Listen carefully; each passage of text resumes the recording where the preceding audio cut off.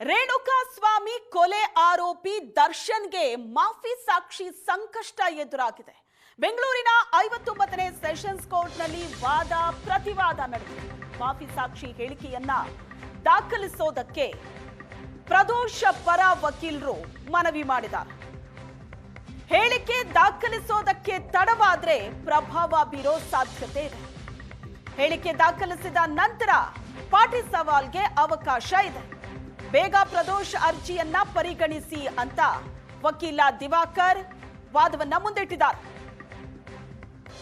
ಹೇಳಿಕೆ ದಾಖಲಿಸಿದ ನಂತರ ಪಾಟಿ ಸವಾಲ್ಗೆ ಅವಕಾಶ ಇದೆ. ಮಾಫಿ ಸಾಕ್ಷಿಯ ಹೇಳಿಕೆಯನ್ನ ದಾಖಲಿಸೋದಕ್ಕೆ ಪ್ರದೋಷ್ ಪರ ವಕೀಲರು ಮನವಿ ಮಾಡಿದ್ದಾರೆ. ಒಂದ್ ವೇಳೆ ಹೇಳಿಕೆ ದಾಖಲಿಸಿಕೊಳ್ಳೋದಕ್ಕೆ ತಡ ಆದ್ರೆ ಪ್ರಭಾವ ಬೀರೋ ಸಾಧ್ಯತೆ ಇದೆ. ಬೇಗ ಪ್ರದೋಷ ಅರ್ಜಿಯನ್ನ ಪರಿಗಣಿಸಿ ಅಂತ ವಕೀಲ ದಿವಾಕರ್ ವಾದವನ್ನ ಮುಂದಿಟ್ಟಿದ್ದಾರೆ. ದರ್ಶನ್ಗೆ ಈಗ ಮಾಫಿ ಸಾಕ್ಷಿ ಸಂಕಷ್ಟ ಎದುರಾಗಿದೆ. ಪ್ರದೋಷ್ ಪ್ರಕರಣದ 14ನೇ ಆರೋಪಿ. ನಟ ದರ್ಶನ್ ಆತ್ಮೀಯ ಸ್ನೇಹಿತ ಪ್ರದೋಷ್. ಆದ್ರೆ ಈಗ ಅದೇ ಪ್ರದೋಷ್ ಮಾಫಿ ಸಾಕ್ಷಿ ಆಗ್ತಿದ್ದಾರೆ. ಇದು ದರ್ಶನ್ಗೆ ಬಹಳ ದೊಡ್ಡ ಸಂಕಷ್ಟವನ್ನ ತಂದಿಡುತ್ತೆ.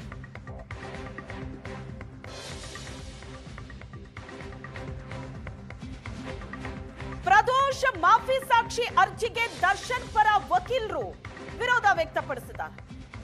ಹೈಕೋರ್ಟ್ನಲ್ಲಿ ಪ್ರಶ್ನಿಸೋದಕ್ಕೆ ಅವಕಾಶ ಇದೆ. ಆ ನಂತರ ಪ್ರಕ್ರಿಯೆ ಮಾಡಿ ತಕ್ಷಣ ಪ್ರದೋಷ್ ಹೇಳಿಕೆ ದಾಖಲಿಸೋದಕ್ಕೆ ದರ್ಶನ್ ಪರ ವಕೀಲರು ತಕರಾರು ತೆಗೆದಿದ್ದಾರೆ.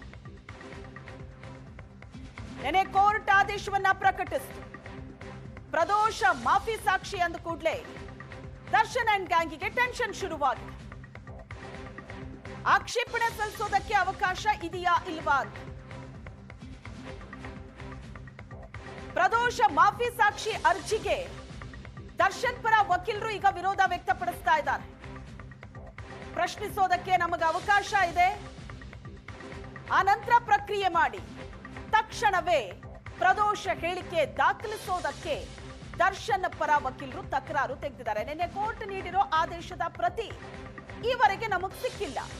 ಮೇಲ್ಮನವಿ ಹೋದ್ರೆ ಅರ್ಜಿ ಇತ್ಯರ್ಥದವರೆಗೂ ಕೂಡ ಸಮಯ ಕೊಡಿ ಅಂತ ಕೇಳಿದ್ದಾರೆ ವಕೀಲರು. ದರ್ಶನ್ ಪರ ಹಶ್ಮತ್ ಪಾಷಾ ಸೆಷನ್ಸ್ ಕೋರ್ಟ್ ಅಲ್ಲಿ ವಾದ ಮಾಡಿದ್ದಾರೆ.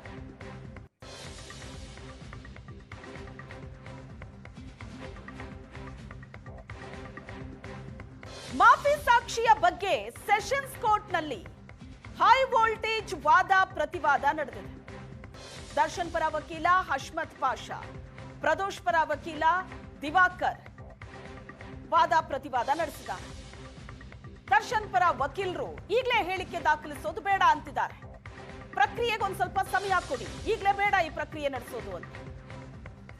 ಮಾಫಿ ಸಾಕ್ಷಿ ಅರ್ಜಿ ಸ್ವೀಕರಿಸೋವರೆಗೂ ಪ್ರದೋಷ್ ಆರೋಪಿ ಅಂತ ಹಶ್ಮತ್ ಪಾಷಾ ಹೇಳ್ತಾ ಇರೋದು ದರ್ಶನ್ ಪರ ವಕೀಲರು.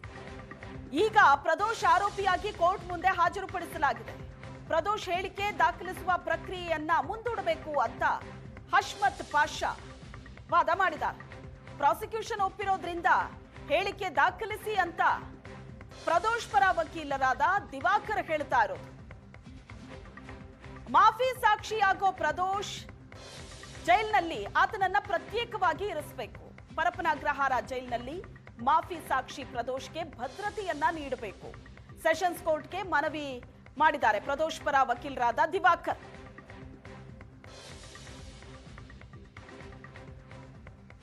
ಈ ಬಗ್ಗೆ ಹೆಚ್ಚಿನ ಡೀಟೇಲ್ಸ್ ಅನ್ನ ಕೊಡ್ತಾರೆ ನಮ್ಮ ಪ್ರತಿನಿಧಿ ಕಿರಣ್ ಸಂಪರ್ಕದಲ್ಲಿದ್ದಾರೆ.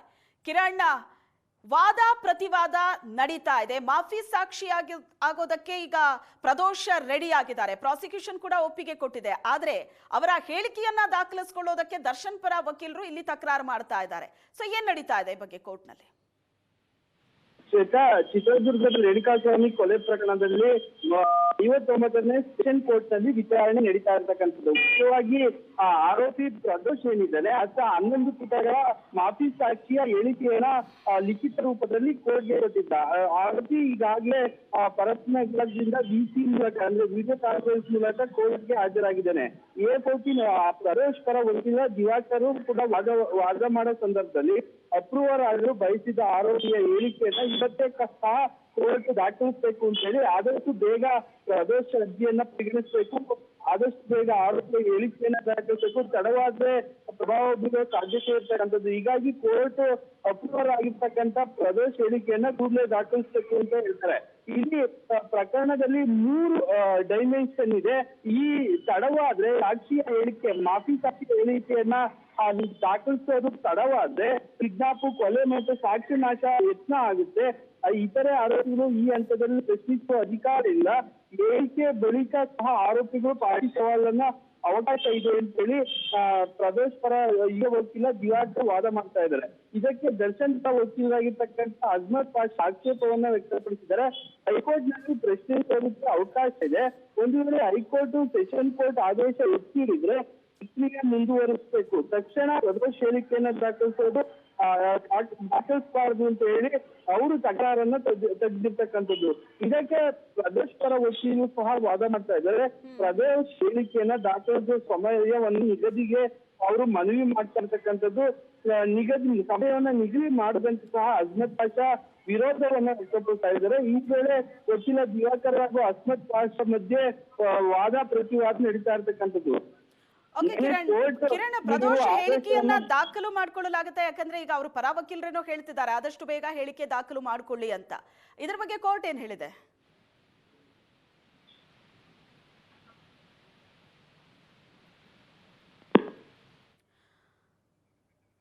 ಸಂಪರ್ಕ ಸಾಧ್ಯವಾಗ್ತಾ ಇಲ್ಲ. ಪ್ರದೋಷ್ ಮಾಫಿ ಸಾಕ್ಷಿ ಅನ್ನೋದು ದರ್ಶನ್ಗಂತೂ ಬಹಳ ದೊಡ್ಡ ಸಂಕಷ್ಟ ತಂದಿಟ್ಟಿದೆ. ಈಗ ಕೋರ್ಟ್ ನಲ್ಲಿ ಹೈ ವೋಲ್ಟೇಜ್ ವಾದ ಪ್ರತಿವಾದ ನಡೀತಾ ಇದೆ. ಪ್ರದೋಷ್ ಪರ ವಕೀಲರಾದ ದಿವಾಕರ್ ಅವರು ಹೇಳ್ತಾ ಇರೋದು ಆದಷ್ಟು ಬೇಗ ಪ್ರದೋಷ್ ಹೇಳಿಕೆಯನ್ನ ದಾಖಲು ಮಾಡ್ಕೋಬೇಕು ಅಂತ ಕೋರ್ಟ್ ಮುಂದೆ ಮನವಿ ಮಾಡಿದ್ದಾರೆ.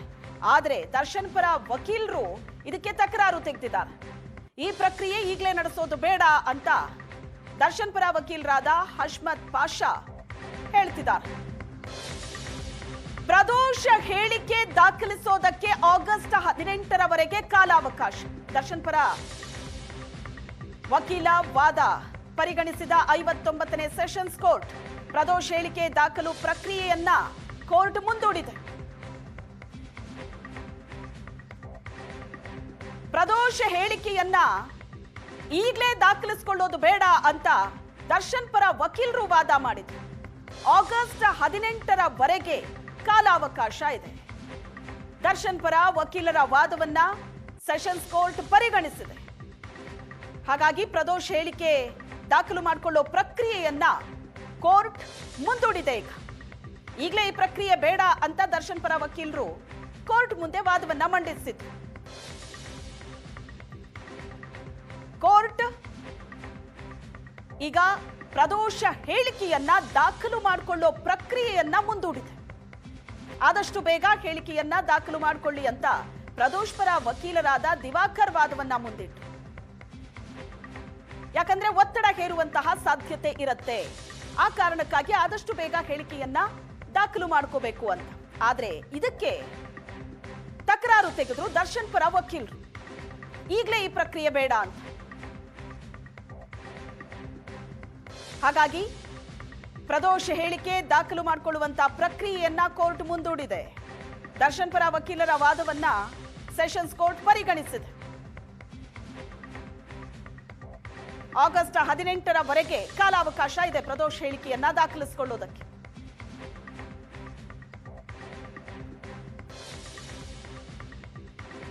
ದರ್ಶನ್ ಪರ ವಕೀಲರಾದ ಅಹ್ಮದ್ ಪಾಷಾ ಮತ್ತು ಪ್ರದೋಷ್ ಪರ ವಕೀಲರಾದ ದಿವಾಕರ್ ವಾದ ಪ್ರತಿವಾದ ಜೋರಾಗಿ ನಡೀತಾ ಇದೆ.